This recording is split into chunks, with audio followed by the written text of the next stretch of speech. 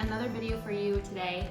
And it seems that everyone in quarantine has been making banana bread, so that's what we're gonna be making today. Now this recipe is going to be gluten-free, and it can be dairy-free and vegan if that's what you want. Now there are eggs in this recipe, so if you are vegan, you can use like a replacement for eggs. I've seen people use ground flax or apple sauce, so you can try that. I don't have a recipe for that, but I can find one if you'd like.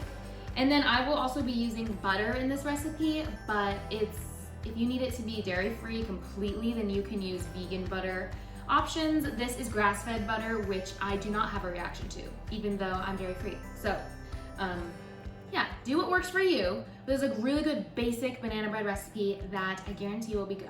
I hope will be good. I can't guarantee anything. First, you're going to preheat your oven to 350 degrees and make sure you have a loaf pan like this. If you don't have a loaf pan, you can always make muffins or cupcakes out of this or get creative. But I'm gonna make a loaf of bread. So let's set this off to the side. I have two mixing bowls, one for dry ingredients, one for wet ingredients, because then we're going to mix them, some bananas, all my measuring cups, and then we'll go through the measurements of everything as we get started. So let's get ready. All right, this goes without saying, but wash your hands before you start. I think everyone should know that. I have my recipe over here, so if I'm looking over there, that is why. I also feel so lonely without my co-host here today, Mom. She didn't hear me. First thing you're going to need is flour. I am using gluten-free all-purpose flour. If you are making this with normal flour, then just use your normal all-purpose flour. It's been years since I've used normal flour, so I don't know exactly what you want to use, but you can use whatever you like. This is Bob's Red Mill, and I really have a lot of success with Bob Red Mill brand ingredients. So let's open this up.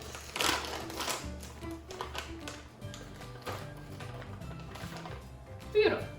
First, we'll be combining, that wasn't even English. First, we will be combining flour, salt, and baking soda. And I have all my measuring cups here. So for flour, we need 2 cups. And I think I have, perfect. This is half a cup, so I'll use 4 of these.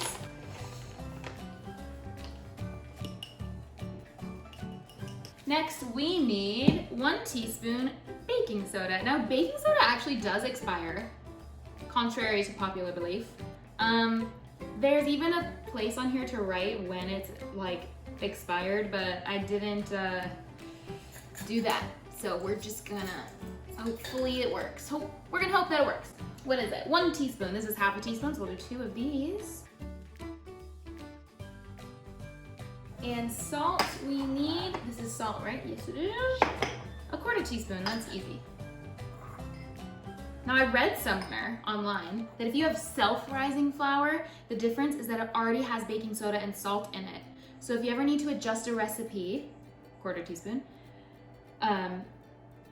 with using self-rising flour or not using self-rising flour, it just depends on if you want to add salt and baking soda. I don't know if that made sense, but let's say I was using self-rising flour today, I would not need to add salt and baking soda.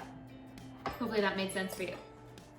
I think that using a whisk for dry ingredients just helps mix them together better. Just don't make a mess like I just did. Now, there's a lot of different ways to bake, and some of you might not have access to an electric mixer, so even though I have access to one today, I'm gonna be using good old spoons and whisks because a lot of you might not have an electric mixer, and the point of this is to make a good banana bread in quarantine that everyone can make. So we're just gonna set this aside for now and ignore the mess. Oh no. Okay, for the next step, you're going to need a separate bowl, and it should be a little bit bigger than the first one that you used, or at least make sure that it has more room than what this is, because this is going to be where you're mixing your wet ingredients and then later adding the dry ingredients into this bowl. So it would be a tragedy if you had a bowl that was too small. So we are going to cream together the butter and brown sugar. So brown sugar is 3/4 cup. So again, I have my 1/4 cup here. I'm just gonna do 3 of these. Now this, you might be like, Kelcey, what's wrong with your brown sugar? This is dark brown sugar, and then I just emptied the rest of the light brown sugar on top to save containers. But I don't think it matters, and if it does, we'll find out. Brown sugar is something that I do tightly pack into the measuring cup. So make sure that it's tightly packed like that. How many am I doing? 3/4. This is 1/4. Okay. Beautiful. Now I just have brown sugar all over my hand, but that's why this towel's here. Okay, time for the butter. Now for the butter, we need 1/2 cup. In case anyone didn't know, most butter has the measurements on the side right here. Now it has the tablespoons marked out. 1 cup of butter is 16 tablespoons, so we'll be needing 8 tablespoons of butter. Instead of measuring that out with an actual measuring cup, you can just cut your stick of butter to the size that you need. I don't remember where, but I read in a recipe somewhere for baking cookies that whoever this person was, they actually melted their butter, like 100% melted it, so that it mixed into the rest of the ingredients easier and you didn't have any chunks of butter left over. And it worked really well last time I made banana bread. We're gonna try doing that again. I don't know if that's like against all rules of making bread, but it's what worked last time. And it's what's gonna work better if you're using a spoon or something like this instead of an electric mixer. So let me pop this in the microwave, not in the foil. I'm just gonna use a glass microwavable glass. You know what I'm trying to say. Ooh. All right, so here is my butter. Now, in case you're curious, apparently grass-fed butter is not harmful to people who are lactose intolerant. So I gave it a try once and I haven't gone back since. Okay, I would say this is nice and creamed together. It's very smooth and very wet looking. So if you used cold butter in a mixer, it's probably gonna look a little bit different than this. Next, we're going to add in our 2 eggs, I believe. Let me double check. Now it's a little risky of me to just crack my egg right into the bowl. Some people prefer to crack it into another container to make sure that it's a good egg and to make sure that no shells get in there, I think. I never really do that, and if I do get a shell in there, which I didn't, then I will just deal with it when I get there. I'll mix these in and then we'll work on mashing up the bananas. Okay, I'm going to be using actually a 3rd bowl to mash up my bananas so then I can measure the bananas because you need 2 1/3 cup mashed bananas. So I'm gonna mash it up in here, put it in my measuring cups, and make sure I have the right amount before going in. Now, you want to be using very ripe bananas that fall apart the second you pick them up. This means that it's the perfect banana. Pretty sure it's gonna be about 3 medium bananas, so I'm just gonna go ahead and throw all 3 in here, only because I'm pretty confident that is the right measurement that I need. And then if it's too much or too little, we'll address that when we get to it. All you need to mash bananas are your bananas and a fork. Here is what my bananas look like. These actually look pretty good. They're smelling very strong, very sweet, which is not my favorite smell, but that's okay, because it's gonna taste really good. All right, so, I feel like I'm just full of thinking words today, but you know what? Whatever, I'm not at work, who cares? Oh no. Looks like we're gonna need 1 more banana to finish up this 2 cup and top it off with this 1/3 cup. So, see you in a sec. Okay, that was 1 more small banana, but it's still just barely the top of 2 cups, so I'm gonna need maybe 1/2 of a large banana to finish this off.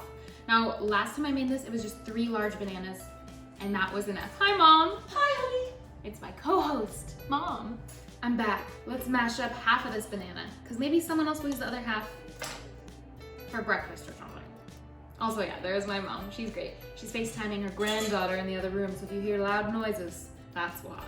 If I need a whole banana, I'm going to add a whole banana and not be frustrated at all. Not at all. Okay, honestly, close enough, right? Yeah. Mix in all the banana into the brown sugar, butter, egg mixture and just keep on mixing until it looks nice and smooth. Okay, this looks pretty gross. It's chunky banana mixed in brown sugar, so you can imagine what it looks like. I can only tilt it so far, otherwise it's gonna go all over this lovely clean counter that I cleaned.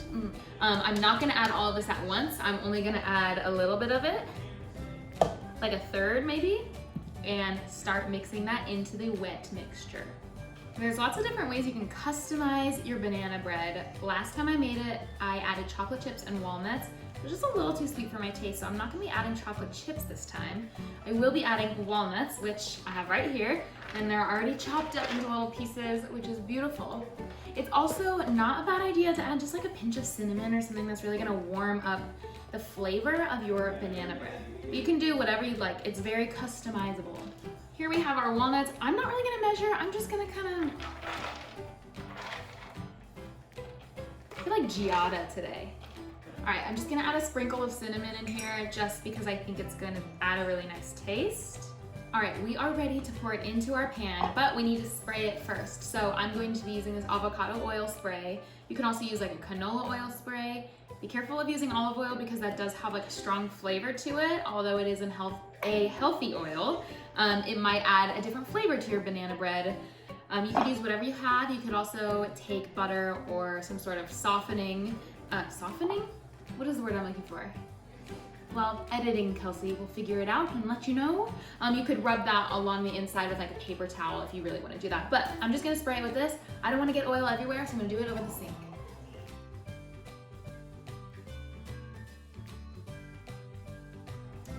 All right, this looks really good actually. Let's see. Oop, I made a little bit of a mess, but that's okay. I'll clean it up after. All right, make sure your oven is already fully preheated before throwing this in there.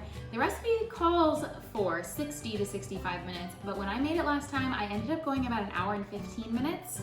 I find that gluten-free flour takes a little bit longer to fully cook because it can be kind of gummy a little bit if you undercook it. So just cook it to your liking and I'll see you in about an hour.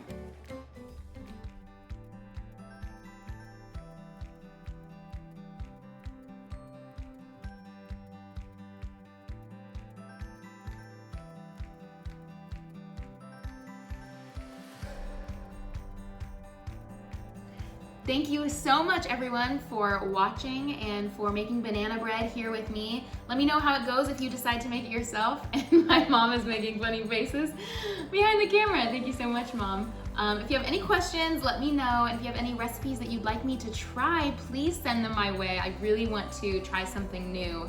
And yeah, I'll see you next time. Thanks, Mom. Next time on Kelcey's Kitchen. Yes, Dad. Thank you.